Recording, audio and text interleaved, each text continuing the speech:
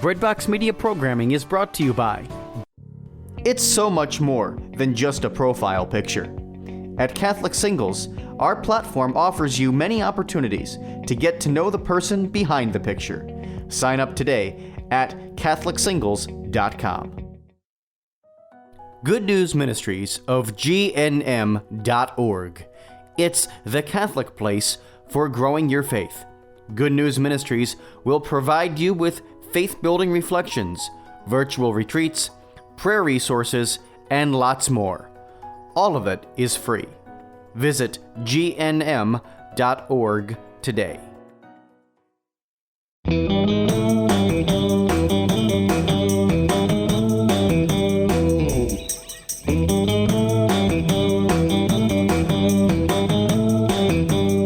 Well, hey everyone, and welcome back to another episode of Lisa, Hendey, and Friends from Breadbox Media. And joining me on today's podcast is a dear friend and a woman that I really, really admire. Prejean McGrady is not only an international speaker and best-selling author, but also the project manager for an amazing new project with Ave Maria Press called Ave Explores. Katie is the author of Follow and Room 24. And very interestingly, she served as one of 3 delegates for the United States Conference of Catholic Bishops to the pre-synod meeting on young people, faith, and vocational discernment that was held in Rome in 2018. We love following her on all places social media. Welcome to the show, Prejean McGrady. Thanks so much for having me. I'm happy to be here. Oh, it's a delight. And of course, the next best thing would be to interview Rose about her mom. But, we're not there just yet. Today's podcast, I predict in 18 months, Rose will be available for interviews. Oh, probably so. Today's project that we're going to be discussing, Ave Explores, is something really fascinating that's been coming down the pike from Ave Maria Press. But before we dive into that, I just want to catch up with you a little bit on your story, maybe for people who haven't met you before or encountered your work. Tell us a little bit more about where you are in your faith journey and your family's story. So I am a wife and mom, and I have a lot of hats that I like to wear, oftentimes for both professional life and then in personal life. And so really where I'm at right now has very much been trying to find balance between all of that. My husband is a biology teacher. My daughter is 2 and just recently started a pre-K2 program 4 days a week. So we're learning what life looks like when you wake up in the morning and got to get out the house, which is great because then it gives me 5.5 hours in the daytime to get things done. And then when she comes home, we have time together. And really kind of learning how all those pieces fit together, how all those different hats I get to wear, wife and mom, speaker and author, project manager, how all of those fit together into this puzzle that is me, and making sure that each one of them gets its fair share and each one of them really is able to augment and enhance the others. And that's, I'm 30, I just turned 30 this summer, and that was kind of in my head, the trigger of, all right, you've got to get your life together. Not that it wasn't together before, but it's your 20s, you get to kind of mess around, and it's your 20s, you get plenty of time. But now all of a sudden 30, oh man, that's not far away from 40. That's not far away from 50. My mom's about to turn 60 and she's on the verge of oh my goodness, looking back on her life and being really proud of it, but also wondering what's the next chapter. And so I kind of feel like I'm smack dab in the middle of all of that. And it's sitting back and watching the Lord's hand and watching him do the things that he's doing and the places that I get to go. I really have a privilege of place. I get to travel 100,000 miles a year all over the country, all over the world, talking about how much God loves us. And every time I'm on a stage, I look around, I'm like, how the heck did I get here? And why me? And what's the point of this microphone in my hand? And then, it's a conversation afterwards or an email or even just a walk through the airport and something happens providentially. And you're like, wow, that was why. This is the moment. This is what Jesus wanted me to pay attention to. And then just praying a simple thank you. I think, Katie, one of the reasons that I so delight in watching you is that I'm still on that journey myself. As someone who just turned 56, I'll tell you, you still have so much great joy ahead of you. But I love and want to really affirm where you are in your journey and how openly you shared. I know you don't share everything, but I want you to know that you encourage us so greatly. And I cheer for you and I pray for you all the time. So I pray. Thanks. I I pray to Our Lady of the Jet Bridge quite frequently for you and your family. She's my girl. Yeah. My girl. I have a million questions for you. But I think I want to start with Ave Explores, which is, this beautiful project that's about to take on the topic of Mary. Tell us a little bit more about what's involved here and what we can hope for if we sign up to be a part of Ave Explores. Yeah, so I'll back up and kind of tell the story of where the idea came from. Back in the spring of 2018, so Rose was not even a year old yet, and I was at LA Congress, which I go to every year as a speaker, and I was having a conversation with Tom Grady, who's the publisher at Ave Maria Press, and he and I have become friends over the years because my husband's name is Tommy McGrady, so we always kind of find it funny that he's got like half of Tommy's name, and we've just become pals, and I've written a couple of books with them and have grown in relationship with all those people, and they've become friends. And he said, Katie, I want you to tell me in the next 3 to 5 years, where do you want to be with your career? And do you want to keep traveling like this? And I said, well, I love to travel. I love getting on and off of planes. I love getting to see all these cool places and do all these really cool things. But Rose is getting to the age where she notices mommy is gone. And now that she's 2, she points at airplanes and she says, mama. So she knows that that's how mama gets to work. And we've conditioned her to understand that, as Daniel Tiger has taught us, grown-ups always come back. So mommy goes and then mommy comes home. So it's our normal. But it is challenging. And so he really wanted me to just kind of, if you could write your ticket, if you could come up with your dream job, what would it be? And what would you be doing? And how can we as Ave Maria Press help that? And I love that. They're a publisher that doesn't just care about making books and making money. They care about making books with good people that are then able to kind of contribute to the field, and that they want to take care of their authors. And I love that about them. And so we started just kind of dreaming and scheming. What would it look like if Ave produced free, really solid Catholic content? And so it was kind of sitting in the back of all of our heads. And then the Synod on Young People happened. And that was in October. And I went to the pre-synod in March. And so in October, we decided while the synod was going on, Ave Maria Press was going to do a series of emails every week to all of the subscribers that signed up for it. We had about 1,000 people doing it, reading and looking through and just kind of taking a deep dive look, is the language we used, at the Synod on Young People. So what's happening? Why does this matter? What does this mean for the landscape of youth and young adult ministry?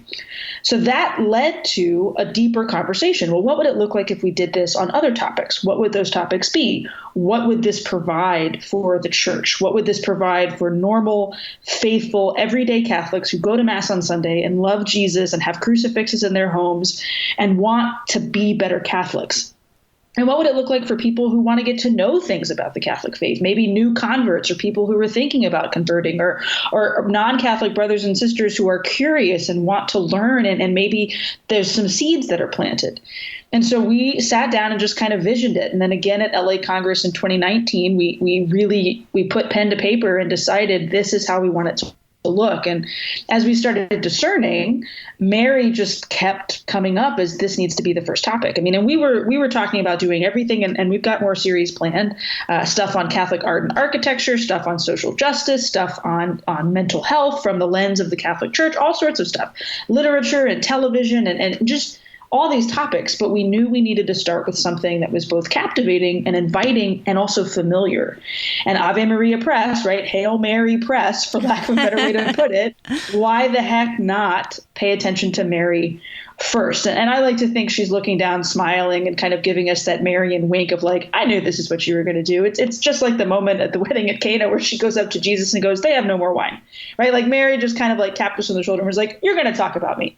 And we're going to talk about my son as a result of this. And so it's been a really cool adventure and what people are in store for. And I'm telling you all that story because I think that the background of how we arrived at this is very much we want people to be able to open their inbox once a week, and there's going to be incredible articles, really great podcasts and videos about Our Lady from a variety of Catholics that you've both heard of that are out there in the Catholic media world, and people that you've never heard of, people that are completely new to the scene but have something to say, and really help you just dive deeper into your relationship with and your understanding of Our Lady. And it's all free, and it's completely and totally like if you want to sign up for 1 week and you don't like it, you can unsubscribe. If you want to sign up for 1 week and jump on the website and buy 1,000 books, you can do that too. If you want to find something in the middle, that's great as well. It's just for you. It's for the everyday Catholic who wants to go deeper in their faith and meet Our Lady.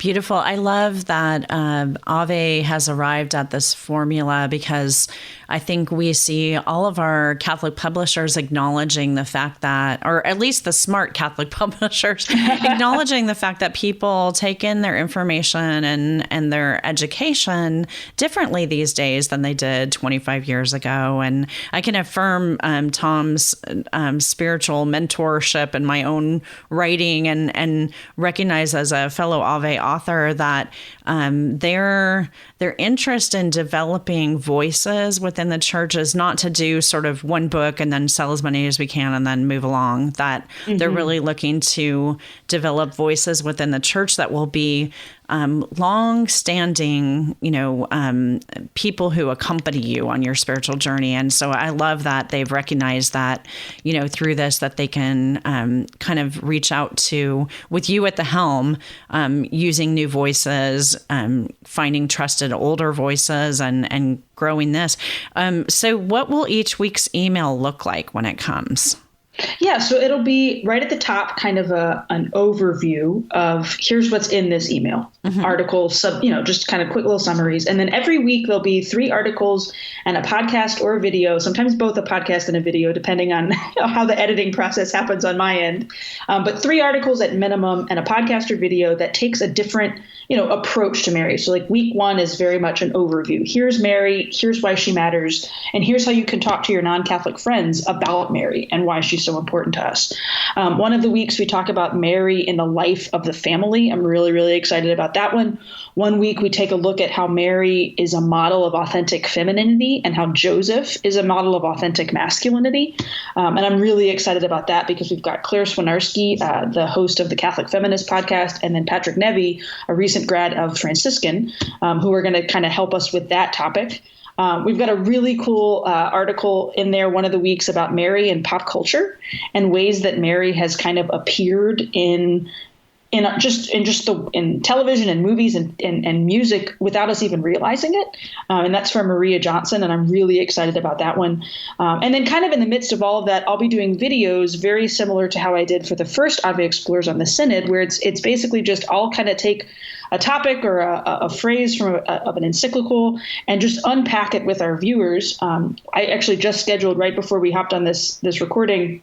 We're going to take a tour of my home diocese's cathedral, the Cathedral of the Immaculate Conception, which was just restored. It was a $15 million restoration that took 2 years, and it just got rededicated this past weekend. And it's a beautiful cathedral that tells a story of Our Lady, smack dab in the heart of Catholic country in South Louisiana. So on I-10 from Houston over to New Orleans, you've got dozens and dozens of churches, and a lot of them have this Marian theme, and it's incredible.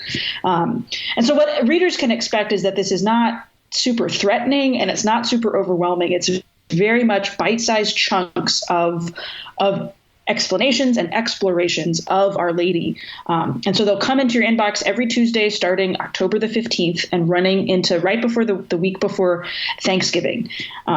And they'll pop into your inbox. You'll get to open it up. You can read them right then. You can save them for later in the day. You can forward them and share them, which is what I'm sure my mom's going to be doing. And they're there for you.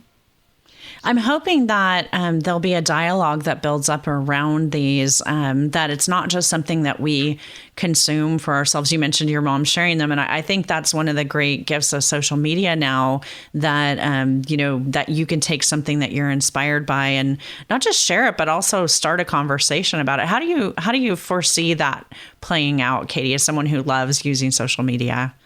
Yeah, I mean, one of my biggest hopes is that as we cross-post things on Facebook, Instagram, and Twitter, that we do what a lot of these really well-known Catholic Instagram pages and Facebook pages have done, which is allow dialogue to happen in the comments. So Blessed is She does a phenomenal job of this in all their different regional groups, and women just being able to share prayer requests or ask questions or have conversations around certain topics. We don't want people to, like you said, we don't want people to just passively consume, oh, that's interesting, but maybe Father Father Edward Looney's article about how to talk to your non-Catholic friends about Mary leads to a conversation with your non-Catholic friends about Mary, or leads to a conversation with your Catholic friends about how you can better talk about her. Maybe that article about femininity gives you an inspiration to get together for coffee with your girlfriends and talk together about John Paul II's letter to women and what that does to inspire and instill within us this belief that women have this feminine genius to share with the world and what that can look like. I am all about authenticity on social media. So the good, the bad, the ugly, and everything in between, and dialogue and fruitful conversation. And sometimes, social media can be a place of, and I've said this plenty of times, especially when the trolls appear, it can be a place of vitriol and anger, but it's also a place where prayer intentions are shared, and a place where people congratulate you on good news, and a place where people share the happiest moments of their life. I met my husband on Facebook. I'm not going to ever knock social media because it gave me the life that I have today. And we invited Mark Zuckerberg to our wedding. He didn't come, but we invited him because we wanted to say thank you for this platform that gave us this moment to communicate with one another. And so the same way that when Mary said yes to Jesus and opened up the door for all of us to have a relationship with Christ, I want these articles and this content to open up doors for conversation and connection and friendship with each other as we grow in friendship with Mary. Katie, is the idea that Ave Explorers will take a seasonal approach? So you'll have this season that's going to be in the fall, and then you'll take a new topic on, for example, in the winter or spring seasons? Yeah. So we've got 4 planned for every year. So Mary in the month of the Rosary in October is really why we wanted to kick her off, along with the fact that she just was in our heads. And then in the December month, so starting right around early December, we're going to take a look at mental health. And this was something, as we were discerning and kind of coming up with all of our different topics, everybody obviously kind of knows the general statistic that suicide rates go up during the holidays because people become more focused on what they don't have. And so there's kind of this hole in a lot of people's lives. And I'm no mental health expert. I've been doing a lot of research and learning and having conversations with experts to learn more about this topic. But we've got quite a few really cool therapists that have jumped on board to write for us kind of the Catholic approach to not just issues of mental health, but also issues of relationships and ways that we can help our brothers and sisters who struggle in these areas. During Lent, we're going to take a look at social justice, especially ways that Catholics in the everyday can respond to the big cultural crises that we're facing. So the immigration crisis, the abortion debate, issues concerning euthanasia, which has just been discussed most recently in Seattle and kind of this big blow up there.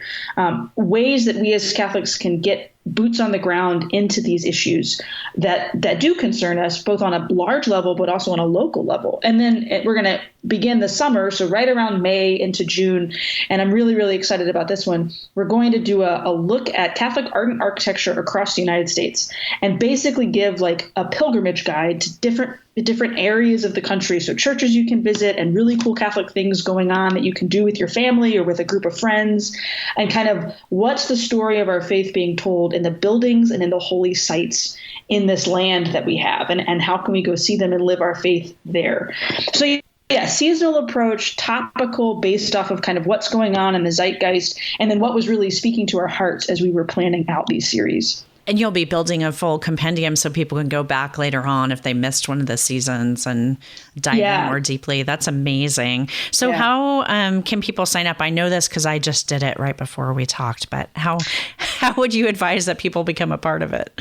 Yeah. So first and foremost, go like all of the Ave Maria Press social media pages. So Facebook, Instagram, and Twitter will give you all of the articles the day that they drop in October. But then also, if you go to Ave Maria Press's website, avemariapress.com, and you just scroll down a little bit, you'll see an Ave Explorers kind of banner on the right-hand side. So you just click on it, you put your email in, and you'll get confirmation later on that, hey, you've signed up. We're so excited to have you. And then starting October 15th, you'll start getting the content directly to your email.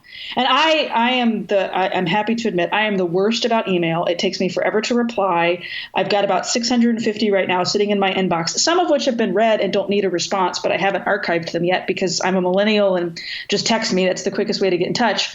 But this kind of an email, I love when I get content and then it's just kind of there and I can go back to it if I want it and I can forward it if I want it. So signing up for the emails will give you kind of the reminder every week. Hey, this stuff is here. We want you to read it. This is for you. It's totally free and it's really good.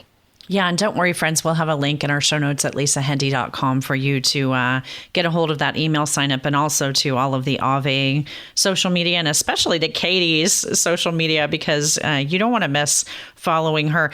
Katie, I want to talk, I just want to pivot for a moment and talk to you a little bit about your personal work. Now, you are always on the go and always writing and speaking. I guess what kind of fuels your prayer life to enable you to do all of this? Because we know that we can't give what we don't have. So I've wondered often kind of what a typical day in your prayer journey looks like. So I, again, classic millennial, I'm very attached to my phone. And so I realized, I guess it was about a year ago or so, that because I'm spending so much time on my phone, both on social media and emails and just even Facebook for work at times, that I need to let the device work for me rather than me work for the device. And so I installed a bunch of Catholic apps, so the Laudate app, and I've got my bookmarks on there of my daily prayers.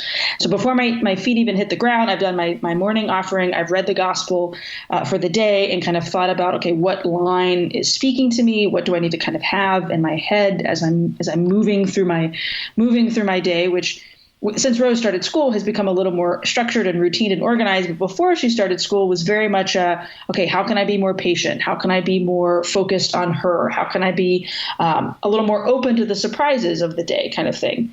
My husband and I usually try to say a rosary together, at least a couple decades together in the evening time. Sometimes it's while we're falling asleep. And so we don't get through the rosary, which is fine. The angels finish it for us. And I am a huge fan. And I really do kind of credit survival in college and young adulthood to daily Mass. You can't give what you don't have. You're exactly right. And the Eucharist is our greatest source of both grace and comfort and fuel. And so for years, I went to daily Mass here in our diocese at noon. The cathedral's been shut down and they've had the Mass right across the street. And so I kind of swapped over to my local parish as a 5:30 evening Mass. But I'm fortunately, I'm able to get back to that noon Mass these days because we're open again. But daily Mass, I think, even if the homily is not great, or even if it's only like 25 minutes, or even if I'm the youngest person in there by 15 years, that daily Mass kind of keeps me rooted and grounded. Now that's a day in the life when I'm home in Lake Charles, Louisiana. When I'm on the road, it looks vastly different because your schedule's all wacky and you're oftentimes pouring a lot of energy out into both your events and conversations with people, or even just traveling, which, when you're traveling, you're doing a lot of sitting, but it's unproductive sitting. Like you can't do anything really. Like, you can respond to emails and get some writing done and like scroll through your phone and post things, but you're just kind of on edge wondering if the flight's going to take off on time or are you going to make your connection? And that's exhausting. And so what I've recently discovered is that while I'm traveling, keeping a rosary just in my pocket, and when I find I'm beginning to get a little stressed or a little anxious or a little annoyed, or I kind of just need a moment, just holding on to the rosary, like even if I'm not praying it, but just holding on to it or just like running through the beads with just like a quick Jesus, I trust in you on each bead, kind of gives me a moment of calm and gives me a moment to recenter. Prayer is obviously not just recentering, it's a lifting of the heart. But I think as we lift our heart to the Lord, it allows us to remain grounded here in this life. Beautiful. I actually have some of my most fruitful conversations with God in the sky. I don't know what it is about. I'm always a window seat person, and I just I actually thank Him frequently for the gift of being in the air with Him, with no connectivity. I never get the Wi-Fi on board, and just the time to kind of intentionally quiet ourselves. I realize I should do it when I'm on the ground more frequently, but it's always fruitful time for me. I know that, one of the things about life as a busy mom and a working mom, although every mom works, is that so oftentimes, we may have a schedule, but our schedule is at the mercy of those we serve. And so, we can tell ourselves, well, I'm going to do X, Y, Z every day. And there's no 2 days that are the same. So I love Absolutely. that. I love that. Absolutely.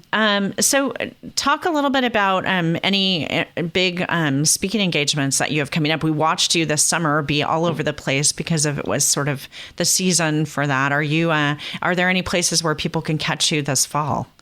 Yeah, so I'll be in England once in October and once in November. I'm not entirely sure that they're public events, but it's England, so I'm over there. Yeah, so that's awesome. Come say hi. An event with Catholic schoolgirls in the northern part of England in October, and then I'll be with a bunch of school teachers in November in the southern part of England. And all that information is on my website at katieprejean.com. But then my biggest one this fall, and I'm really, really excited about this, I'm hosting the National Catholic Youth Conference in November. So 25,000 young people at Lucas Oil Stadium in Indianapolis. And that's open to teenagers and their chaperones. And you register through your diocese. Pretty much every diocese in the country goes, as far as I know, most of them at least like 85% go. So you can find a group to go with. And that event changed my life when I was in middle school and high school. I've been every year, save for a couple of years when I was in college, and then one year that there was a hurricane. And it's an incredible event. And so it's a huge honor to get to host it with my friend, Father Agustino Torres, one of the Franciscan Friars of the Renewal up in the Bronx. And it's going to be an incredible 3 days. We've got Immaculée Ilibegiza is one of the keynotes, Sister Bethany Madonna from the Sisters of Life, Mark Hart. We've got music with Sarah Kroger and Ike Ndolo, and all that information can be found on ncyc.info. And you can find out how to register and when it is. And it's right before Thanksgiving. It's the week before Thanksgiving, and it's going to be an incredible event.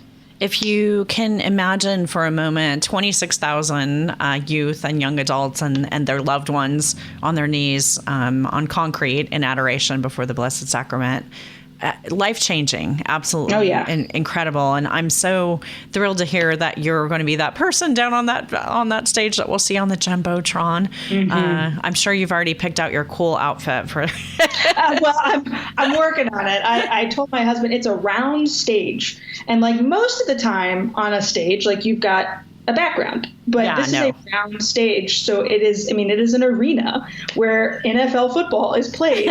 So there is no place to hide on that stage. So I'm going to have to figure something out. I might upgrade my Stitch Fix subscription and let them pick the clothes out for me. That's going to be amazing, Katie. I'm so excited. And, definitely want to have you say a word or two about your two books, Follow and Room 24, because I'm sure you're working on something new, and I won't ask you about that. We'll save that for the next time.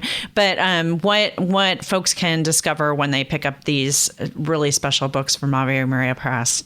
Yeah, so Room 24 was my first. I think of it as like my first child. I mean, yes, Rose is my first like human child, but the first, and the first time you write a book, the first time you put something out into the world for people to see and kind of expose your heart, it's a uniquely terrifying experience and a glorious thing when you start getting those emails of like, this book helped me, this book challenged me, this book changed my perspective. So Room 24 is a snapshot of kind of the 10 principles of evangelization that can be implemented in a classroom setting. But I've also been told by countless people that it's been useful for youth ministers, for DREs, for catechists, for just parents in general who want to know how to talk to their teenager about Jesus. And I tell those principles of ministry and evangelization through stories of moments with my students in my classroom. Follow is very much a follow-up to that. So once you've learned how to articulate Jesus to young people, both in your witness and in methodology within that teaching, you also have to challenge young people to take that step and get to know him themselves. And so Follow is very much a answering two questions book. Who is Jesus and how can I get to know him? And so the premise of Follow is that a teenager, a young adult, again, a bunch of parents have told me that they found it useful as well, can pick it up and kind of start their journey into relationship with Jesus. So I believe it's on its fourth printing right now from Ave Maria Press. I'd have to double check on that, but it just won an award from the Association of Catholic Publishers for Teen Book of the Year, which I was really, really excited about. So I can say it's an award-winning book, and I wish I could pass it out more like candy. Sometimes you like hesitate to do so. It's like, oh, here's my book. You don't want to be arrogant, but it's the book that I tell people to pick up if they really want to get to know Jesus in their life. Beautiful. And am I correct in that you did a project with Tommy as well? I did. Yeah, we have a Lent book. So Lent, one day at a time for Catholic teens. So it's just daily reflections for young people every day of Lent, like 5 minutes in the morning. We're actually working on the Advent one now to come out Advent 2020. And I just pitched a children's book to the Daughters of St. Paul. So we'll see where that goes. And I'm also working on a book about Mary with Ave Maria Press as well. Nice. That is so fantastic. Katie, the time always flies by, but I'm just so psyched to have friends go over and check out, especially Ave Explores. And I just want to say thank you for being such a light, for the energy that you share, for your vulnerability, for the joy of seeing Rose dance. That always makes me smile. And just for the great work that you're doing. Awesome. Thank you so much, friend. Thanks for having me. There are women that I look up to, and you are on my list. And I know that it's possible to both have it all and do it all because you've done it. And so I'm grateful for your witness as well. Well, thanks. Let's keep each other in prayer. Our guest this week again has been Katie Prejean McGrady. Katie, are there any kind of closing thoughts that you want to share with those that are out there listening? Pray the rosary and read the gospel, friends. That'll keep you rooted. Amen. Amen to that. Again, you can catch up with Katie through the links that we'll have in our show notes over at lisahendey.com. But do not miss out on the opportunity to check out and be a part of Ave Explores, dropping this October from Ave Maria Press. That is it for this week's episode of Lisa Hendey and Friends. I want to thank my friends at Breadbox Media for their production assistance and just in general for helping keep me sane with this podcast. And I want to encourage you that if you've enjoyed this, maybe you pass it along to a friend this week. If there's something that you would like to hear about on the podcast, you can reach out to me on social media at Lisa Hendey or through the website. Until next week, have an awesome week, friends. God bless.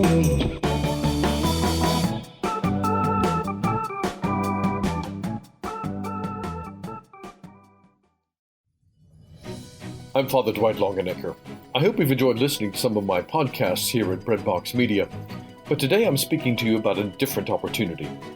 In September 2020, I'll be leading a fantastic pilgrimage cruise from Rome to the Holy Land, and then on the way back, stopping at the cities of St. Paul, Ephesus, Athens, Corinth, and more.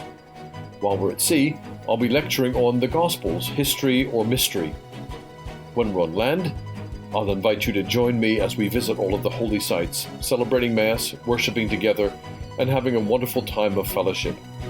If you'd like to know more about this pilgrimage cruise, go to my website, dwightlongenecker.com, go to the right sidebar, and you'll see a picture there which invites you to get more information. Go to my website, dwightlongenecker.com, right sidebar, click on the picture of the cruise ship, and you'll get all the information you need. Alternatively, you can call the company that's organizing the tour at 800-247-0017. 800-247-0017. Ask for Father Longenecker's Cruise to the Holy Land. Thanks for listening. Jack Kane Ford. Find your next Ford Tough vehicle at kaneford.com.